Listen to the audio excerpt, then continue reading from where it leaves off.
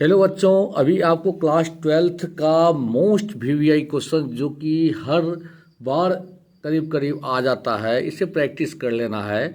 तो आप सभी का स्वागत है आपका प्यारा सा यूट्यूब चैनल गोल्डन सर पर। तो अगर आप लोग इसे लिख लीजिएगा तो बहुत ही बढ़िया रहेगा। कॉपी कलम ले लीजिए और समझ करके लिख लीजिए। इसको हम समझा करके आपको बता देते हैं, ठीक है। बहुत ही बेहतरीन क्वेश्चन सब इसमें है। जिसे पहला क्वेश्चन आप पढ़ रहे हैं, एक वृत्तीय धारावाही लूप की त्रिज्या दुगुनी तथा धारा आधी कर देने पर इसका चुंबकीय आघूर्ण क्या हो जाएगा। ठीक है, तो अगर इसको सॉल्व करके हम देखें तो इस प्रकार से हम इसे सॉल्व कर सकते हैं। देखिए, इस प्रकार से आपको हम बताते हैं। देखिए, इसका सही जवाब होगा दुगुना, लेकिन इसको हम सॉल्व करके बताए हैं यहाँ। देखिए, चुंबकीय आघूर्ण का फॉर्मूला आता है NIA। एन जो होता है वो फेरे की संख्या होता है, आई जो है वो प्रवाहित धारा होती है, ए जो होता है वो अनुप्रस्थ काट का क्षेत्रफल होता है। जो कुंडली वृत्ताकार धारावाही कुंडली होगा उसका क्षेत्रफल होगा। ठीक है, वृत्तीय धारावाही है तो इसका जो है क्षेत्रफल क्या होगा, पाई आर स्क्वायर होगा। अब देखिए, इसमें कह रहा है क्या कि त्रिज्या को हमको करना है दुगुना और धारा को करना है आधा, तब इसका चुंबकीय आघूर्ण क्या होगा। तो चुंबकीय आघूर्ण को कैपिटल M से सूचित करते हैं और इसका सूत्र होता है NIA। एन हुआ कुंडली में लपेटे के तार की फेरे की संख्या, आई हुआ प्रवाहित धारा, ए हुआ कुंडली का क्षेत्रफल। चूंकि वृत्ताकार है इसलिए पाई आर स्क्वायर लिख दिए। अब इसको आगे देखते हैं। जब धारा आधा करेंगे, प्रश्न क्या कहता है, धारा को आधा करना। तो धारा को आधा करेंगे और त्रिज्या को दुगुना करेंगे, तब देखिए चुंबकीय आघूर्ण क्या होता है। देखिए, तो चुंबकीय आघूर्ण को हम M1 मान लिए, क्योंकि जब त्रिज्या R था और धारा I था तब चुंबकीय आघूर्ण M बड़ा हो गया NI और एक जगह पाई आर स्क्वायर, क्योंकि वृत्ताकार है। ठीक है, और अगर हम धारा आधा करेंगे, धारा क्या करेंगे, आधा करेंगे और क्षेत्रफल क्या करेंगे, सॉरी त्रिज्या क्या करेंगे, दुगुना करेंगे, तब देखिए क्या होगा। तो धारा आई की जगह हम I/2 दे दिए और त्रिज्या R की जगह 2R दिए, स्क्वायर है तो स्क्वायर दे दिए। और इसे सॉल्व करने पर देख लीजिए क्या आया, N गुना I/2 पाई, इसका स्क्वायर कीजिएगा 4R स्क्वायर। इसको कैंसिल कर सकते हैं। कैंसिल करने पर देखिए क्या आएगा, M1 बराबर, इसको काटिएगा ना, 2 दूनी 4, 2 बच जाएगा ऊपर पर, तो 2NI पाई आर स्क्वायर।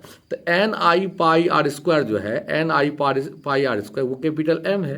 तो NI पाई आर स्क्वायर घटा के हम कैपिटल M दे दिए। तो चुंबकीय आघूर्ण देख रहे हैं कि अगर हम धारा को आधा करेंगे और त्रिज्या को दोगुना करेंगे, चुंबकीय आघूर्ण जो है वो दोगुना हो जाता है। इसका आंसर था दोगुना, लेकिन कैसे हुआ इसको हम आपको समझा दिए। नेक्स्ट क्वेश्चन देखिए, विद्युत क्षेत्र रेखाओं से जानकारी क्या प्राप्त होती है। देखिए, विद्युत क्षेत्र रेखा से जानकारी क्या प्राप्त होती है, इसमें आपको 4 ऑप्शन दिया हुआ है।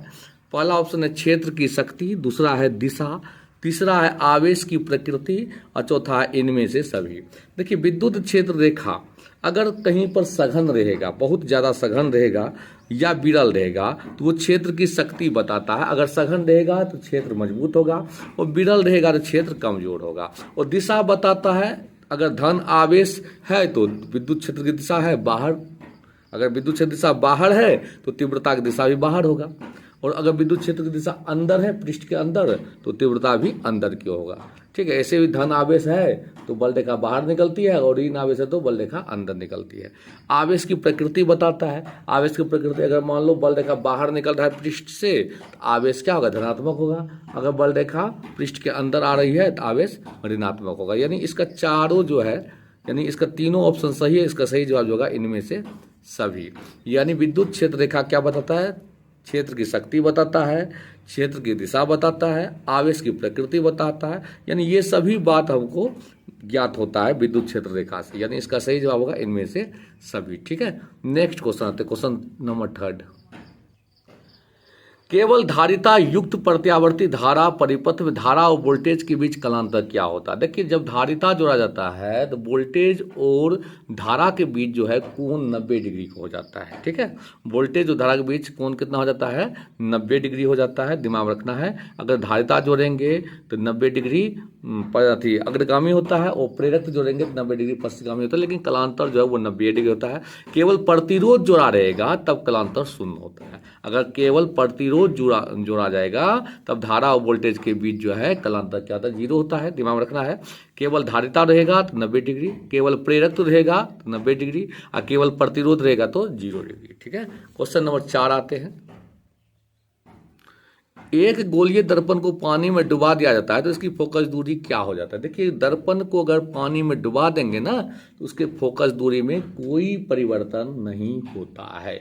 दिमाग रखना है। गोलीय दर्पण को पानी में डुबा देंगे तो क्या होगा, इसकी फोकस दूरी में कोई परिवर्तन नहीं होगा, समान रहेगा। ठीक है, कोई परिवर्तन नहीं होगा। नेक्स्ट क्वेश्चन आते हैं, क्वेश्चन नंबर 5।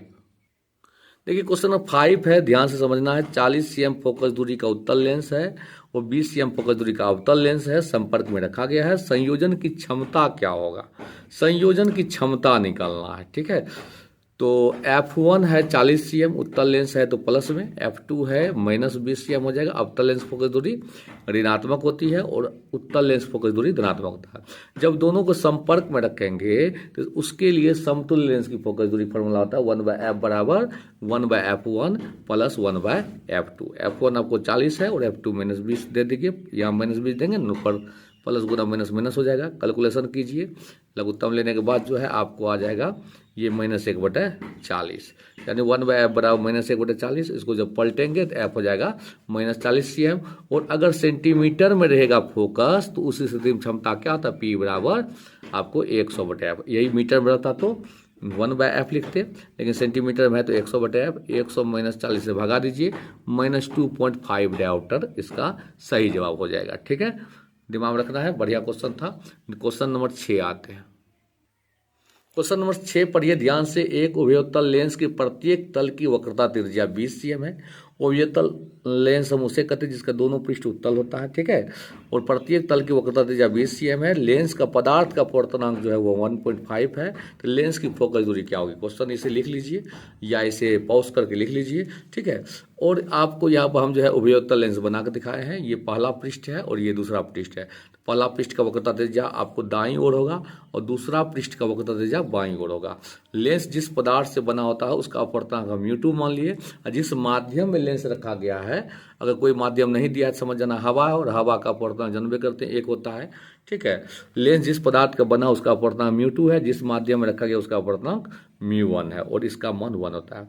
तो आप देखिए दोनों पृष्ठ की वक्रता त्रिज्या समान है, यानी R1 भी 20 होगा और R2 भी 20 होगा।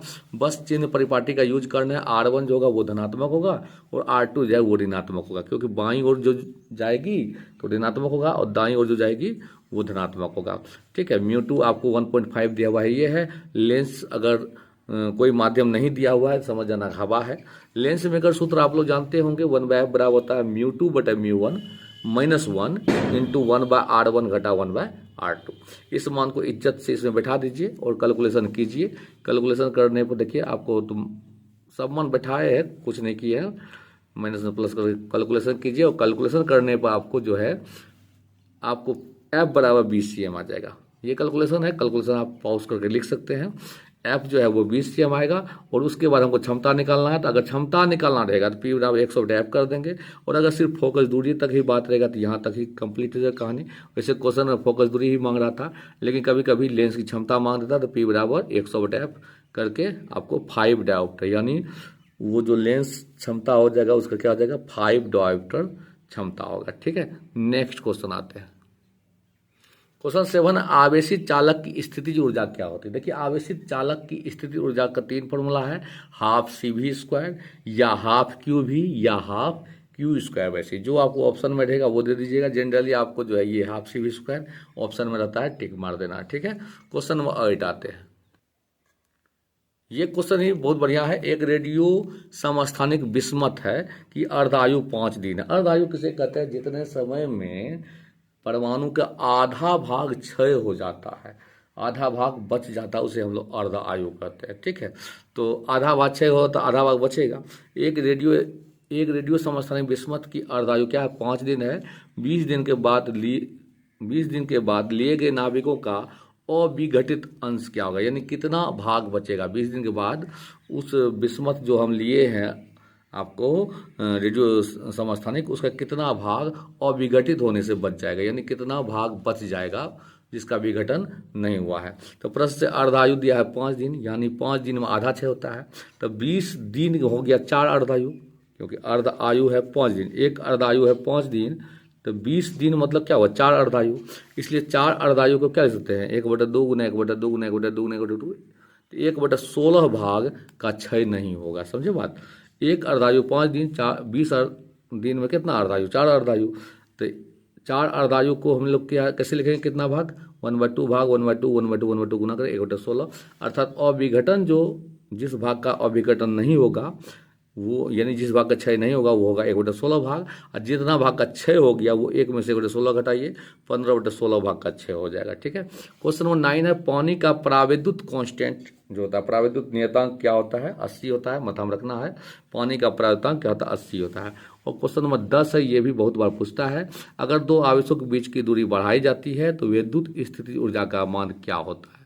तो विद्युत स्थिति ऊर्जा का फॉर्मूला जो होता है वो आपको U बराबर 1/4 pi epsilon not Q1 Q2 बटे R होता है। अगर दोनों धनात्मक रहेगा, यानी अगर प्रोटॉन प्रोटॉन रहे या दोनों निगेटिव रहेगा, इलेक्ट्रॉन ही रहे, Q1 और Q2 जो है चाहे तो दोनों धनात्मक हो या दोनों ऋणात्मक हो, तो उस स्थिति में दूरी को बढ़ाएंगे तो ऊर्जा घटेगा और दूरी घटाएंगे तो ऊर्जा बढ़ेगा। किस स्थिति में, जब दोनों चार्ज चाहे तो इलेक्ट्रॉन हो या चाहे प्रोटॉन हो। लेकिन अगर एक इलेक्ट्रॉन और एक प्रोटॉन रहेगा तो उस स्थिति में दूरी बढ़ाने पर ऊर्जा का मान बढ़ेगा और दूरी घटाने पर ऊर्जा का मान घटेगा, क्योंकि निगेटिव मान आ जाएगा, और निगेटिव मान आ जाने के बाद तो जानबे करते हैं तो दूरी बढ़ाएंगे तो ऊर्जा का मान घटेगा, बढ़ेगा, और घटाएंगे तो बढ़ जाएगा। फिर से अगेन समझाते हैं, कन्फ्यूजन हो गया होगा। देखिए Q1 और Q2 अगर पॉजिटिव है, प्लस अगर ये भी इलेक्ट्रॉन है और ये भी इलेक्ट्रॉन है तो माइनस गुना माइनस प्लस हो जाएगा। तो प्लस अगर होता है Q1 और Q2 गुना करने प्लस होता है तो दूरी का मान बढ़ाएंगे तो ऊर्जा का मान क्या होगा घटेगा, और दूरी का मान घटाएंगे तो ऊर्जा का मान बढ़ेगा, यानी व्युत्क्रमानुपाती होता है। अगर Q1 गुना Q2 हो जाएगा पॉजिटिव तो R को बढ़ाने पर ऊर्जा जो है घटेगा, R को बढ़ाने पर ऊर्जा क्या होगा घटेगा, R बढ़ने पर ऊर्जा घटेगा। लेकिन अगर Q1 और Q2 गुना करने पर निगेटिव आता है, चाहे एक इलेक्ट्रॉन है एक प्रोटॉन है, तो उस स्थिति में दूरी बढ़ाएंगे ना तो आपको ऊर्जा भी बढ़ेगा, दूरी घटाएंगे ऊर्जा भी घटेगा। मतलब अगर Q1 और Q2 गुना करने पर धनात्मक आएगा तो उस स्थिति में दूरी बढ़ाने पर ऊर्जा घटेगा और दूरी घटाने पर ऊर्जा बढ़ेगा। ठीक है। यानी आप ये अगर पॉजिटिव आता है तो व्युत्क्रमानुपाती होता है और नेगेटिव होता है तो समानुपाती होता है। ठीक, आज के लिए बस इतना ही। अच्छा लगा तो लाइक कर दीजिएगा और प्लीज़ शेयर ज़रूर कर दीजिएगा। जय हिंद, जय भारत।